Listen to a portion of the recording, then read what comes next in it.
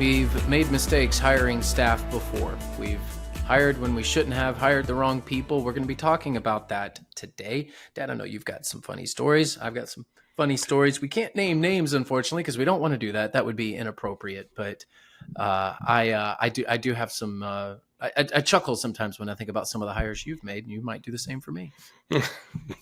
Yes, exactly. Exactly. But before we get into it, I want to talk about Rooted, sponsoring today's episode. They've been a long-time sponsor. Very grateful for Rooted. The Rooted experience can help you create a discipleship culture that connects your people and leads to ongoing life change in Jesus. This is curriculum, yes, and it's really good curriculum, but it's more than that. This is a sustainable way to launch groups. This is a way to further discipleship in your church. You need to go check out Rooted. You can go to experiencerooted.com/churchanswers. Again, experiencerooted.com/churchanswers. They got some free resources there. They've got some videos to help you understand what Rooted is. So we encourage you to go check them out. If you're looking for kind of your next curriculum and a way to do discipleship in your church, this is a great place to start. I highly recommend Rooted. So go check out the Rooted experience. You know, sometimes we get questions all the time. You know, you got church questions, we got church answers. That's kind of the corny thing that we say. Among the most frequent is about staff hiring. What's the order of it? What's the type of person we should hire? Should we hire someone? In this particular episode, we're going to be looking at when you should not. And I like the angle that we're going to go here. So anyway, take it away, Sam. We're going to talk about the knots on this. Well, you should only hire the best people. You should only hire people that fit perfectly. You should only hire people that are going to do a good job. So that's like my predecessor said at Lifeway. We only need to do books that are bestsellers. Right. Yeah, a publisher. That's great advice. If you ever have a chance to consult a publishing house, just tell them that, hey, only go after the bestsellers. Only hire the perfect people. Yeah. Only do the best. If only it was that simple. I've written some books and I thought they were bestsellers. I don't know what happened to them. They went into the dustbin of history. Oh well, they weren't. I thought I was writing a bestseller, but I wasn't. I'm still waiting on mine. I just want one bestseller. You've had very good sellers. I have. Yeah, I hit a lot of singles and doubles. So I tend to do well with my writing. But no, I'm still waiting on the purpose-driven life. When is that going to happen for me? I don't know. But 35, 40 million. That's all I'm asking for. That's it. I mean, come on, just one that sells 35 million. All right. So hiring staff can strengthen a church. Hiring staff can also bring setbacks. So we're going to talk about 7 times when adding staff is a mistake. So hopefully this is preventative. Hopefully this is something that's used proactively. I'm speaking from experience when I talk about some of these mistakes. I've done them. And honestly, if you hire a lot of people over the years, you're not going to bat 1,000. You're not going to onboard the right people all the time. Nobody does that. So 500 is good in baseball. I just want you to know that. Yeah, I probably want to do a little better on your hiring than 500. I don't. But point taken. Not everyone that you hire is going to work out. That's okay, but let's minimize the mistakes. That's really what we're talking about. Sure. Minimizing the mistakes, making those wise, mission-focused staffing decisions. So when should you not hire? Well, when it takes away ministry from the laity. This is a temptation. Ooh, it's going well. Let's hire a professional, right? Ooh, there's a lot of people involved. Let's bring in a staff person to lead it. And you know what usually happens? Usually those who are involved in the ministry say, oh, we're about to get some relief. We're going to have someone else to take over this, and we can just hand it to them. And I recently saw this take place in a larger church with the welcome ministry.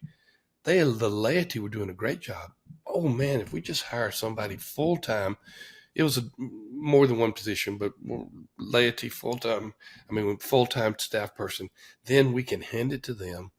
And guess what happened? The laity started peeling off. There's someone else to do this work, and they're getting paid for it, so they should do it first. That's exactly right. We've seen this many times when we've done consultations. It tends to be larger established churches where this happens. if you're a bivocational pastor and you only want to, that's only paid, and you're only paid, you only get part-time pay. We know it's full-time hours, but only part-time pay. You're like, yeah, this is not my problem at all. But hopefully your church grows to the point where you are able to bring on staff. So this is still a good lesson to learn. But we tend to see this in larger established churches where, things are going well in the ministry, and they just by default they kind of think, let's bring on a staff person, whether part-time or full-time, and lead it. And when that happens, you tend to kill it. Yep, You do. You kill the thing that was doing well by bringing on the staff person. So you got to ask the question, if we don't do anything, if we keep it status quo, so to speak, I don't mean that in a negative way, but if we keep everything as is, what's the downside? Usually there's very little downside. But if we hire somebody, what's the downside? Oh, we're going to lose a lot of volunteers if we do so. Yeah. Another mistake when hiring is when you add staff according to the way you've always done it. So we've always had this position. We're just going to keep hiring for it.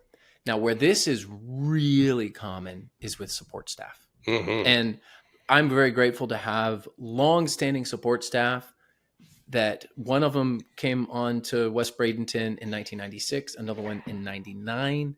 Our financial director's been there a while too. So we're really blessed to have these long-standing employees of the church that do a great job. But here's the thing, their job has changed so much over the years. They are doing nothing like what they were doing when they got hired. The church didn't even have internet. The website didn't even exist when the first one was brought on. So things change, their roles change, and you just can't keep hiring for the same position because you've always had it. In fact, if people stay long enough, likely, particularly on the support staff side, they're going to be doing a lot of different things. And then it's also on the ministry side. We've always had a student ministry. We've always had a children's ministry. We've always had a worship ministry. We've always had an education minister. Each of those may have their place in a particular church, but at times we hire them because that's the way we've done it.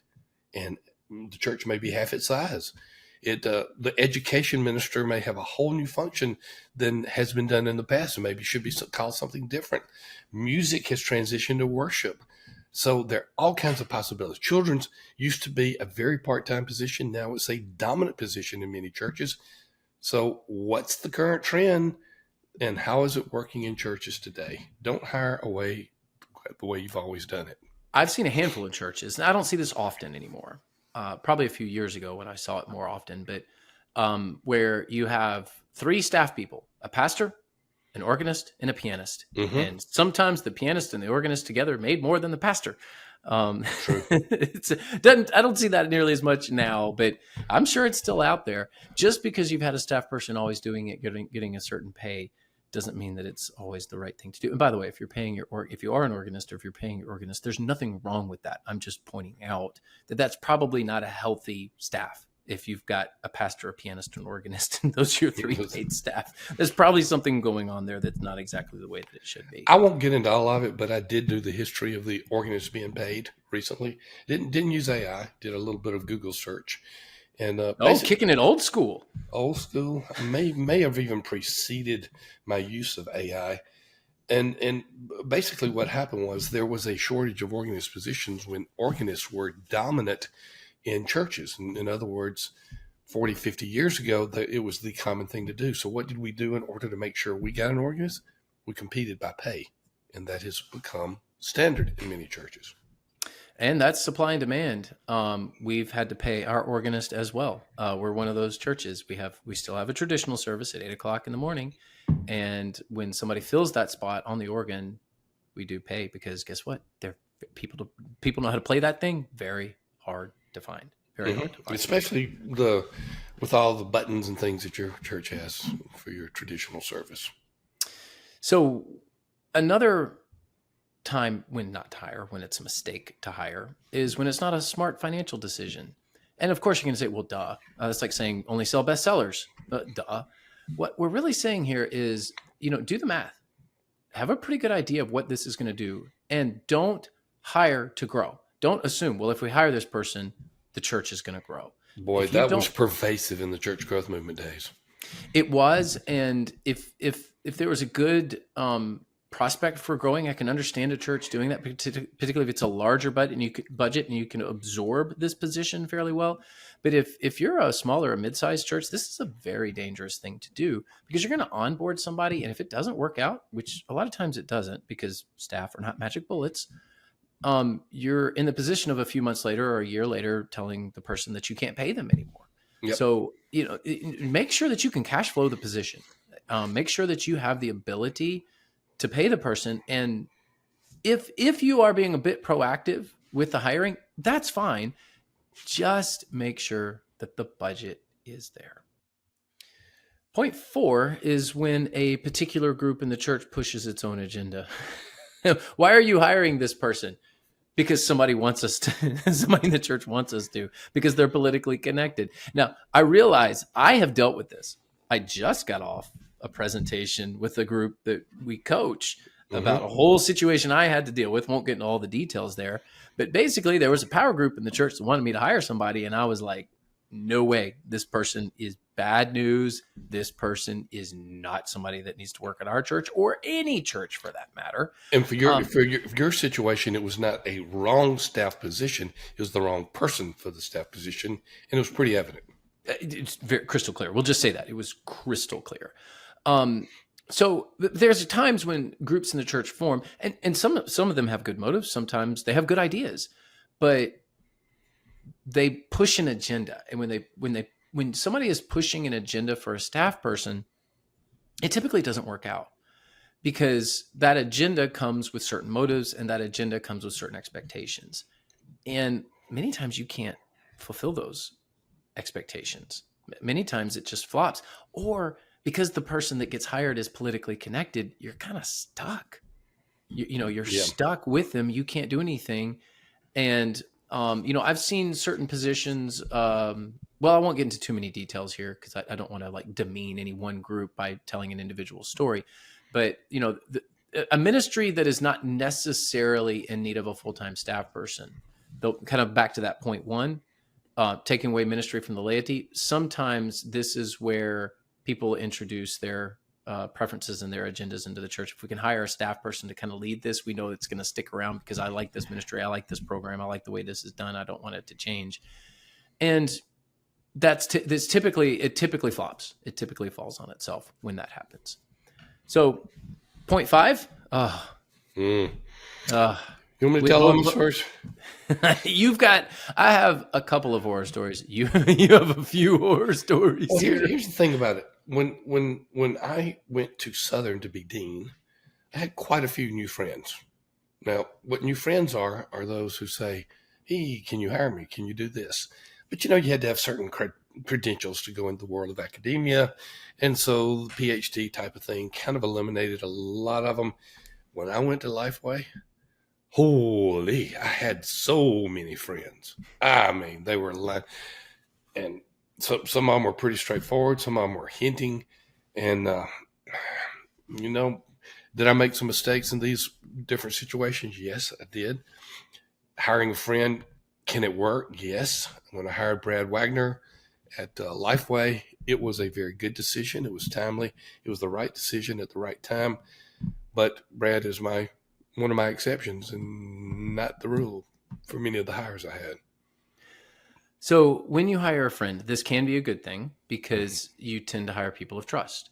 So I know this person. I've seen their character over time. You think you know this person till you work with them. Well, that's true. That's true. I'm just saying there are cases where this works out. I am not saying that you need to go hire every time you hire.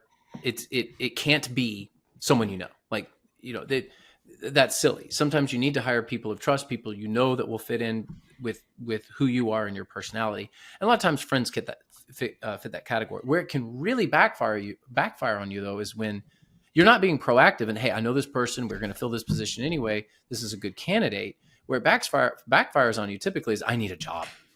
I can you make a place for me? You're my friend. Can you make a place for me?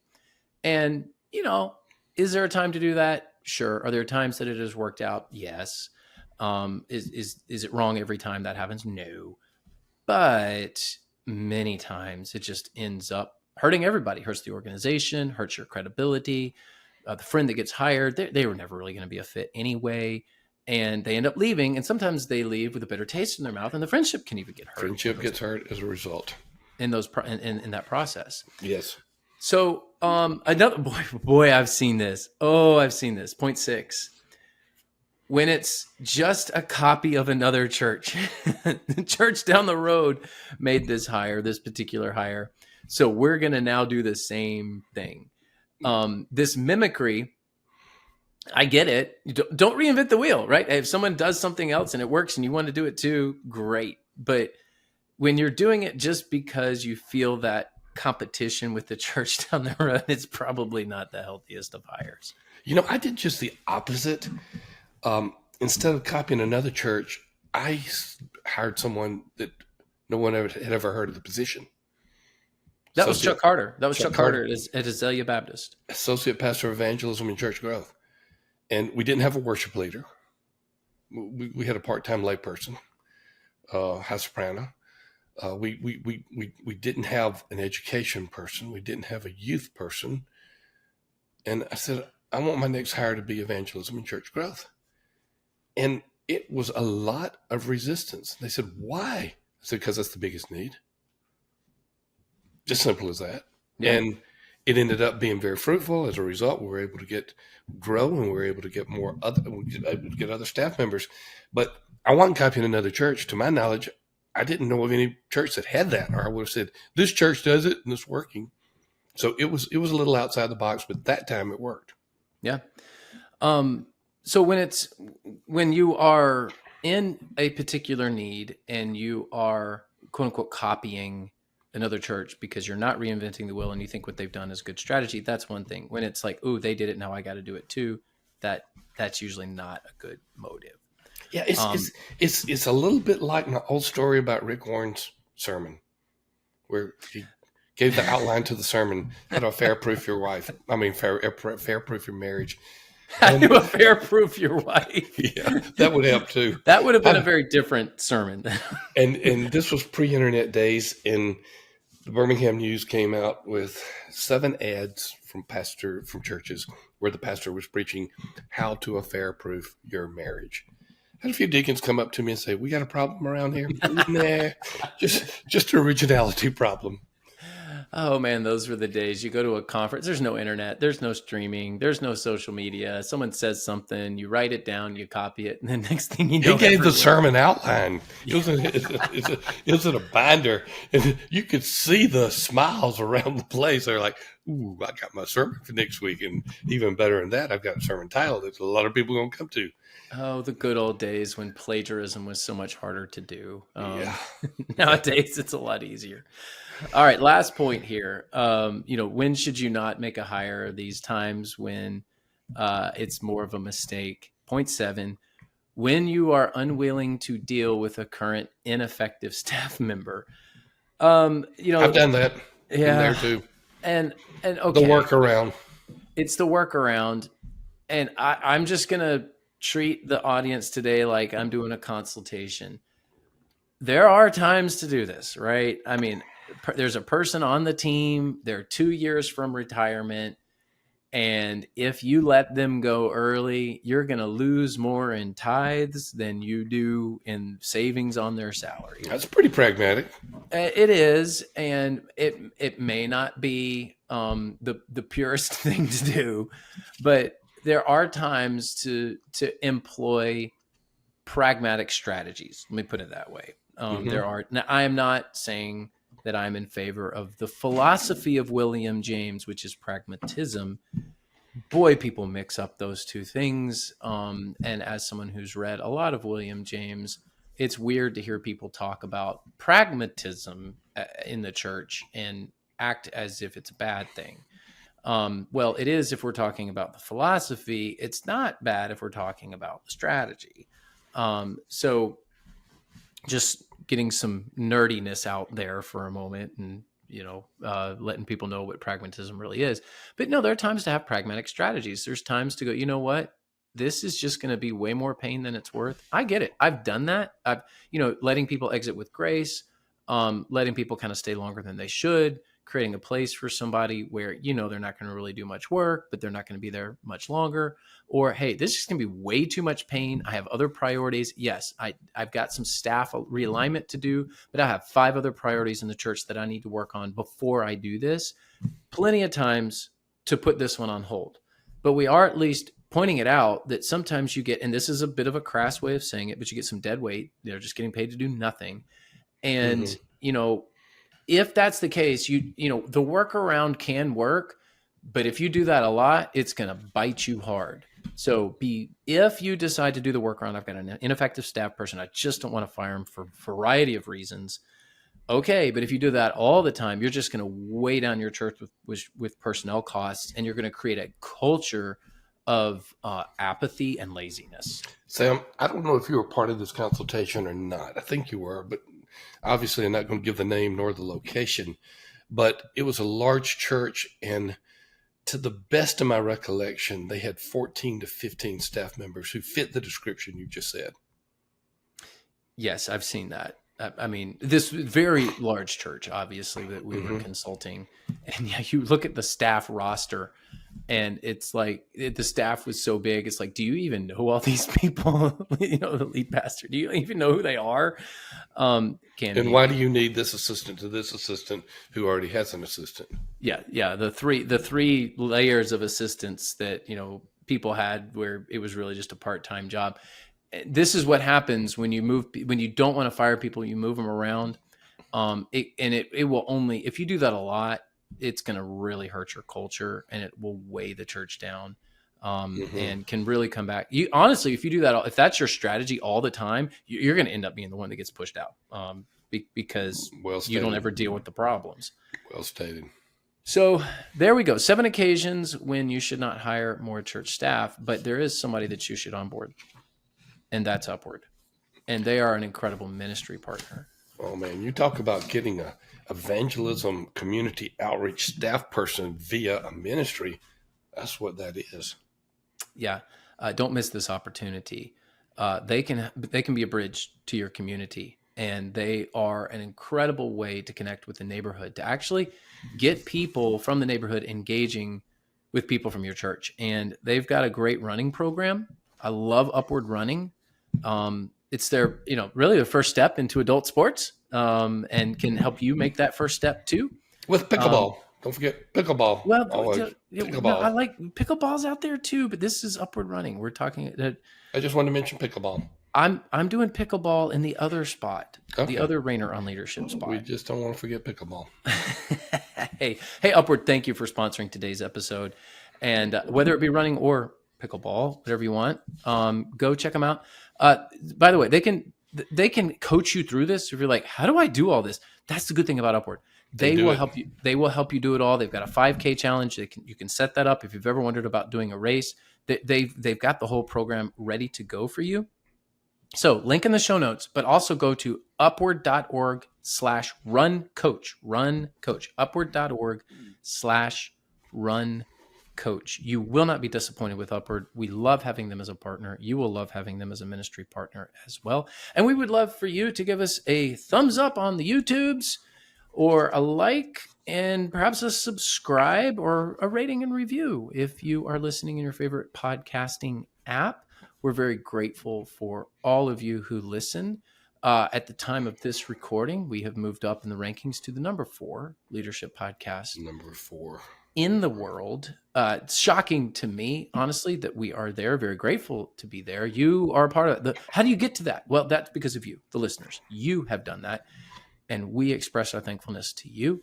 So we'll get you in the next episode. All of you have a great morning, afternoon, evening, night. I don't know when you're listening, but we'll see you next time.